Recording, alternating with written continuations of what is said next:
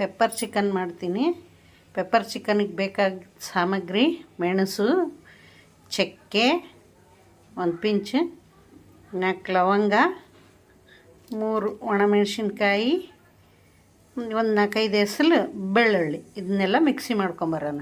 ಇಲ್ಲಿ ಇಟ್ಟು ಆಯಿಲ್ ಹಾಕಿ, ಆಯಿಲ್ ಕಾದ ನಂತರ ಈರುಳ್ಳಿ ಹಾಕಿ, ಈರುಳ್ಳಿ ಬಾಡಿಸ್ಬಿಟ್ಟು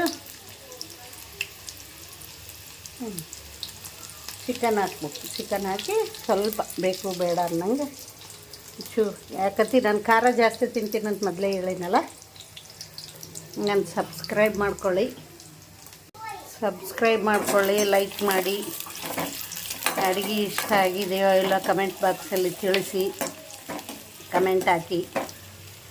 ನಿಮಗೇನಾದರೂ ತಿನ್ಬೇಕನ್ಸಿದ್ರೆ ನಿಮಗೆ ಬೇಕಾದ ಹೇಳ್ರಿ, ಮಾಡಿಕೊಡ್ತೀನಿ. ಏನಂತೀರಾ? ಆಯಿತಾ? ಇದು ಚಿಕನ್ ಉಪ್ಪು ಅರಿಶಿನ ಹಾಕಿಬಿಟ್ಟು ಡ್ರೈ ಮಾಡಿ ಇಟ್ಟಿದ್ದೀನಿ, ಬೇಯಿಸಿಟ್ಟಿದ್ದೀನಿ. ಇದನ್ನು ಈರುಳ್ಳಿ ಮೆತ್ತಗಾದ್ಮೇಲೆ ಇದನ್ನು ಹಾಕೋದು. ಆಯಿತಾ? ಹಾಕಿ ಇದನ್ನು ಚೆನ್ನಾಗಿ ಡ್ರೈ ರೋಸ್ಟ್ ಮಾಡಬೇಕು.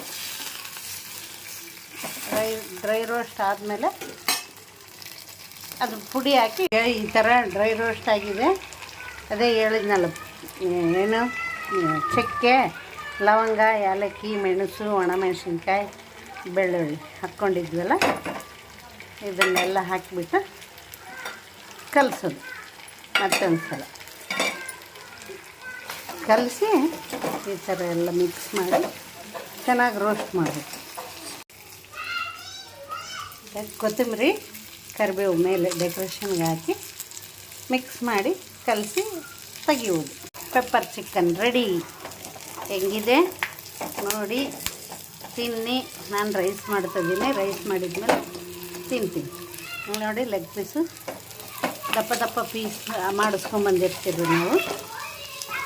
ದಪ್ಪ ಪೀಸು ಇಷ್ಟ, ಚೆನ್ನಾಗೂ ಇರುತ್ತೆ. ಒಂದೇ ತಿನ್ನು, ಎರಡೇ ತಿನ್ನು. Pepper chicken ready. ಬೇಕಾದರೆ ಮಾಡ್ಕೊಳ್ಳಿ, ತಿನ್ನಿ. ಇಲ್ಲ ಅಂದರೆ ನಮ್ಮ ಮನೆಗೆ ಬನ್ನಿ, ಮಾಡಿಕೊಡ್ತೀನಿ. ಏನಂತೀರಿ? ಬಾಯ್. ಆಯ್ತು, ಮುಚ್ಚುವುದು ಮುಗೀತಿನ. ಪೆಪ್ಪರ್ ಚಿಕನ್ ಮುಗೀತು.